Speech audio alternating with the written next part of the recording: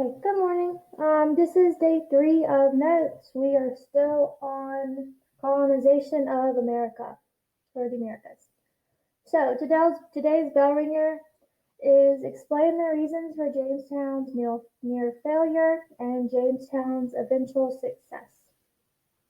So if you want to take a minute to write them down, or at least think of them, and then I'll go over them and you can write them down. Whatever floats your boat. Okay, so some reasons for Jamestown's near failure was that the colonists settled somewhere extremely swampy, so it was hard to cultivate crops, and it was also extremely disease ridden because of all the moisture. They were also inherently lazy. None of the people who went there were willing to work to help build shelter or plant food or save food for winter. They also did not have a strong central leader, so there was a lot of bickering, which makes it hard to kind of build a steady foundation. And also, they were at risk of Native American Indian attacks.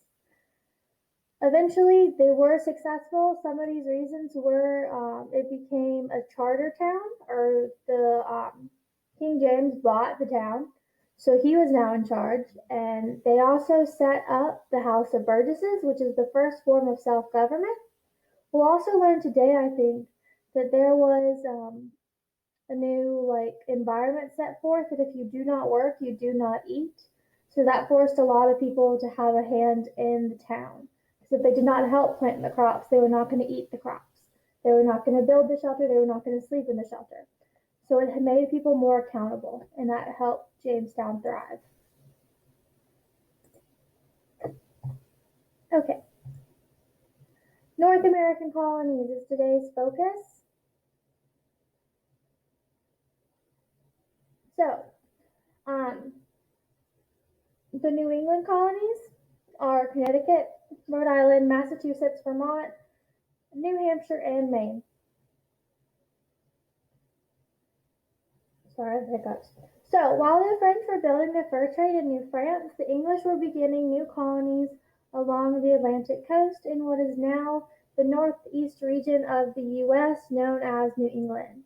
This region again consisted of Connecticut, Rhode Island, Massachusetts, Vermont, New Hampshire, and Maine, and they were called the New England colonies.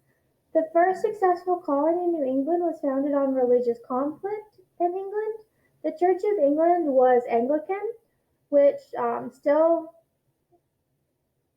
consisted of a lot of Catholic ideas and rituals. However, some wanted to purify or reform the church, therefore they started the Puritan churches. Some Puritans started separate churches of their own, and they became known as separatists. Both Puritans and separatists were persecuted or attacked for their beliefs. One set of separatists, called the Pilgrims, decided to relocate to North America, hoping that they would be free to worship. So a lot of people did come to America not only to get rich, but to have more say in their own life, specifically in regards to religion. So you're going to see a lot of towns or colonies pop up, and they were founded on religious principles. So New England is home of the Puritans. They are followers of John Calvin, and he wanted to purify the Church of England of its Catholic rituals.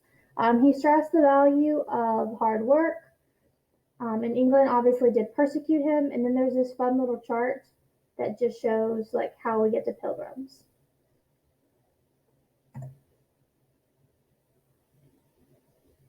Okay, so some of the 102 people. So I'm going to start up here. So the Virginia Company is now going to be formed. They send 24 families, about 102 pilgrims, and their leader is William Bradford. So the voyage on the Mayflower brings up the Mayflower Compact, which is an agreement to obey their government laws and the will of the majority. So the idea was that laws would be created fairly for the good of the colony, and that everyone would agree upon these laws. And that is what your assignment for today is. It's you get to read the Mayflower Compact. So some of the 102 people that they sent were to land miles north of Jamestown. However, they didn't. They landed much further north, and that was a problem. So many of the people were non-separatists who did not like the ruling of the separatist majority, and they were in a territory that wasn't declared by England. Thus, it had no laws and it fell under no jurisdiction. So there was a big chance that the non-separatists would go off and live by themselves, and afraid that the group would break apart and they wouldn't survive because there weren't that many of them, the Pilgrims made a compact or an agreement called the Mayflower Compact. And in this agreement, the settlers agreed to obey all the government's laws. This is significant because it is the first document where the government's laws will be created by the will of the majority. And remember, these men come from a world where there's a king who dictates everything about society. Um, so, essentially, the Mayflower Compact was they were supposed to settle near Jamestown, which was already land that was claimed, so there wasn't going to be an issue. But they landed too far north in non-colonized land, and they were afraid that the society was going to separate into two, and there would only be two groups of 50. And they were afraid they weren't going to survive, so while they were still aboard the ship before anyone got off on the land, they created the Mayflower Compact, which essentially said they're going to live together in harmony, they're going to follow all these rules that everyone's agreed to up front, and it's going to be peaceful.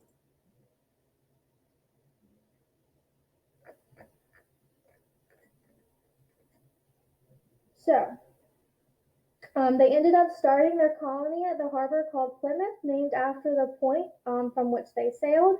Like the Jamestown colony, they barely made it. Half of them died after the first winter. The next summer, two Native Americans, Squanto of the Wampanoag and Samoset, taught them how to plant corn.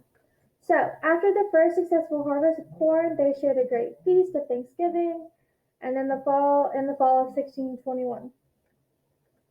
George Washington would later make this a national holiday, and Lincoln made it a holiday to celebrate on the last Thursday of each year.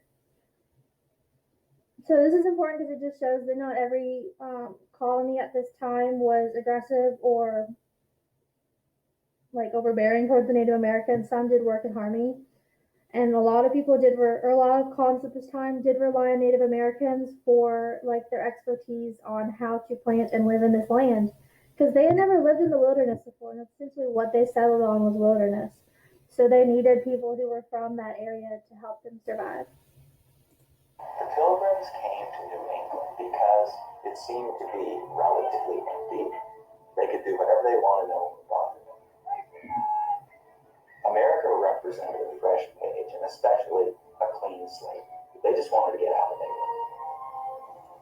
They came for freedom to create a godly city, a place where you could live a pure life, a perfect life under God's rules. If the Pilgrims had known what they were in for, they almost certainly wouldn't have done it. They were really on their own, and they had this very tenuous lifeline back to England. It was an incredibly inhospitable environment in terms of climate. New England, of course, had very cold weather in the winter, and so it was very, very difficult for the settlers early on. And that first year was devastating for them. They were dying of starvation, they were dying of disease. One of the things the Pilgrims discovered relatively early on was how little they knew about how to farm. What kind of crops would grow well. They discovered that the Indians were farmers too. And because relations between Pilgrims and the Indians were relatively good at the beginning, there was an exchange of technology. And the Native Americans really helped them, and you have this period of cooperation between the two groups. They learned what we have to do is put the sail around, but if you have a fish head along with that, it will grow much better. It must have been a strange and curious and wonderful thing to see people using fish meal to make the soil more productive. Things grow faster and more abundantly. It is not just a one-way trade. There will also be the other way. New European crops coming into the New World. But if it weren't for the Native American communities, the Pilgrims would have been wiped out. The success of the Pilgrims and their descendants was beyond their imagination. And the country that emerged from this is one of the most successful in world history. So it's not at all surprising that Americans have this belief that America is exceptional.